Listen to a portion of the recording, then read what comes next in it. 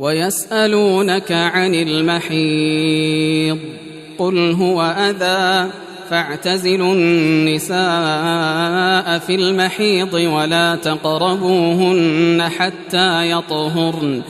فإذا تطهرن فأتوهن من حيث أمركم الله إن الله يحب التوابين ويحب المتطهرين نساؤكم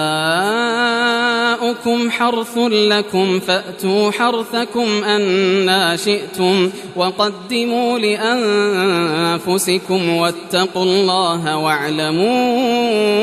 أنكم ملاقوه وبشر المؤمنين ولا تجعلوا الله عرضة لأيمانكم أن تبروا وتتقوا وتصلحوا بين الناس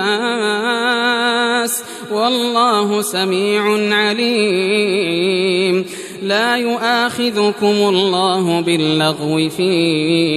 أيمانكم ولكن يؤاخذكم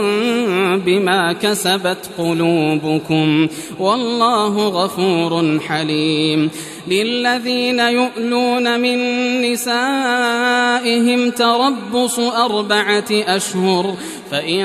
فاءوا فإن الله غفور رحيم وإن عزموا الطلاق فإن الله سميع عليم والمطلقات يتربصن بأنفسهن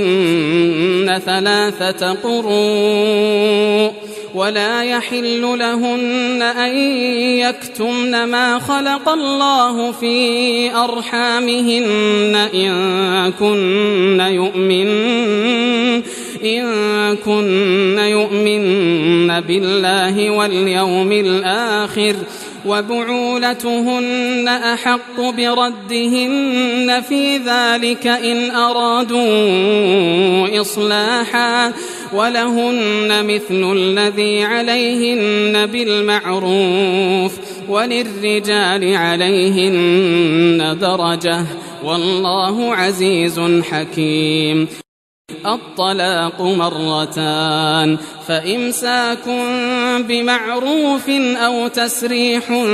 بإحسان ولا يحل لكم أن تأخذوا مما آتيتموهن شيئا إلا أن يخافا ألا يقيما حدود الله فإن خفتم ألا يقيما حدود الله فلا جناح عليهما فيما افتدت به تلك حدود الله فلا تعتدوها ومن يتعد حدود الله فأولئك هم الظالمون فإن طلقها فلا تحل له من بعد حتى تنكح زوجا غيره فإن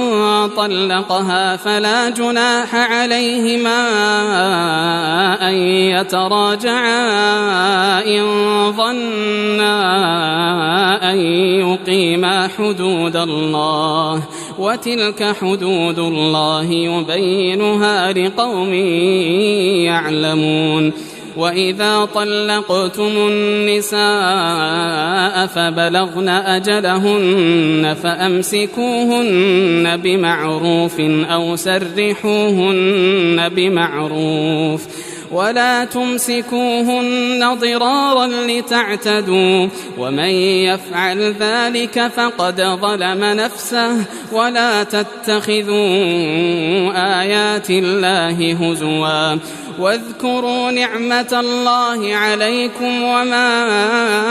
أنزل عليكم من الكتاب والحكمة يعظكم به واتقوا الله واعلموا